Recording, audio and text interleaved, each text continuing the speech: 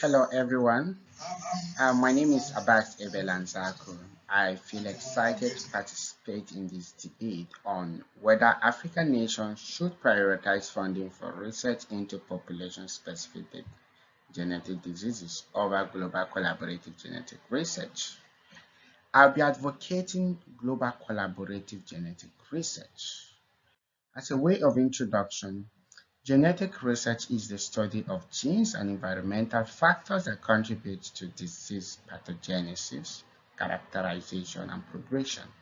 It includes any test that produces information about an individual genetic characteristics such as the DNA, the RNA, or the protein.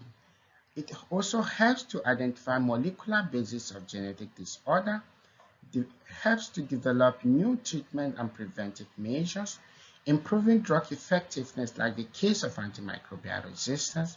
It also helps to identify individual at risk of a particular disease like using the polygenic risk score analysis. So, why population-specific genetic diseases focuses on genetic diseases predominantly affecting the African population like the sickle cell anemia and malaria. Global collaborative genetic research efforts span multiple countries, pooling resources and knowledge together to tackle common diseases like the cancer, the non-communicable diseases, and rare diseases like neurodegenerative genetic disorder like the Alzheimer, the Parkinson disease. So I stand firmly in supporting the prioritization of global collaborative genetic research over investing into research on population-specific genetic diseases because while population-specific genetic research is vital, it is critical to understand that it is through the global collaboration that African nations can unlock the full potential of genomic sciences. Global partnership offer access to cutting-edge technology, provide diverse data sets like what the Human Genome Project has been able to revolutionize, broader funding opportunities that accelerates scientific discovery and improve health outcomes for Africans and the world at large. Capacity building and skills transfer are all what global collaborative research have done. Enhance research credibility and global influence. So yes, global collaborative genetic research offers access to innovative research like the Human Genome Project that sequenced the complete human genome. This project revolutionized the genomic sciences by mapping and sequencing over 3 billion DNA base pair, identifying 20 to 25,000 genes for that will help to understand the variation that exists in individual genes. Also, it helps it provides access to diverse genetic data sets like the History Africa Consortium that support research capacity building and conduct diverse research in different disease areas.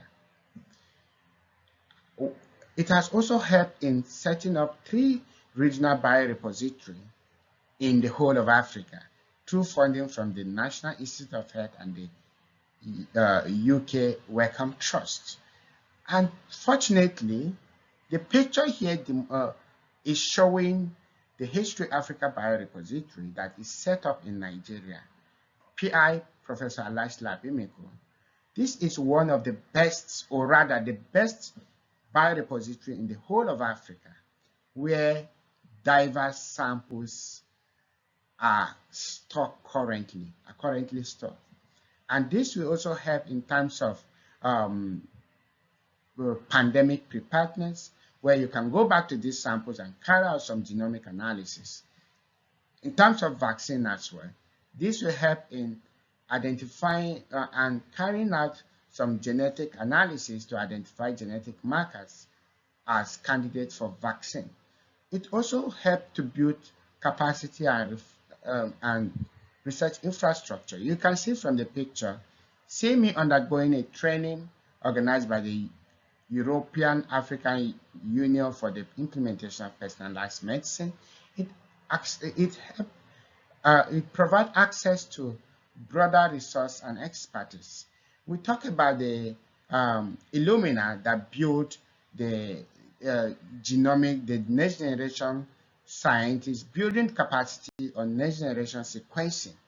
These are all opportunities provided by the global collaboration. So these are investments that African nations have enjoyed over the years through global collaborative genetic research. See, the the History Africa Consortium, the African Genomic Medicine Training Initiative, the Genomic Adventure by the African Genomic Platform, the Illumina Africa Genomic Initiative that built African scientists, the next generation African scientists through state-of-the-art technologies. The global investment in capacity building in Africa. These are some of the global investment. The Fleming Fund particularly is, we have a PI in IHGN who conducted research on antimicrobial resistance through the Fleming Fund, which is global collaborative genetic, through global collaboration. And this project has helped to set up capacity, research capacity, laboratory capacity in carrying out AMR surveillance and AMR analysis. And with all of these points, I would like to give a story about the North Korea who isolated themselves from global collaboration. And I read from my slide. It says, lessons from the North Korea. In the mid-20th century, North Korea began to isolate itself from the global community under a policy of self-reliance known as duty. This ideology fostered a sense of independence but also cut the country off from international collaboration, including in critical areas like sciences and healthcare. Over the decades, while the rest of the world advanced through collaborative genetic research, North Korea remained in isolation, refusing to share or access vital data. The global fight against genetic diseases and cancer has heavily relied on cross-border research and data sharing. Projects like the Human Genome Project and International Cancer Genome initiatives have revolutionized diagnostics and treatment. However, North Korea scientists lacked access to this advancement, leaving their medical community ill-equipped to tackle rising cases of genetic disorder and cancer. Without modern diagnostics tools or therapies, North Korea has seen a steady increase in preventable or treatable conditions. Genetic mutations that could have been identified and managed through targeted therapy are left unaddressed. The country's inability to participate in global clinical trials or adopt innovative treatment exacerbates the burdens of disease, contributing to rising mortality rates.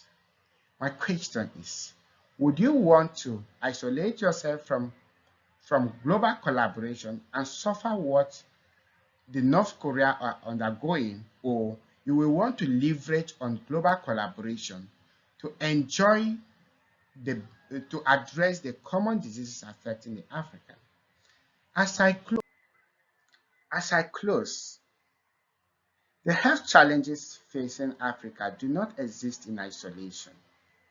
By embracing global collaboration, African nations position themselves as leaders in the genomic revolution, shaping a future where health innovation transcends borders.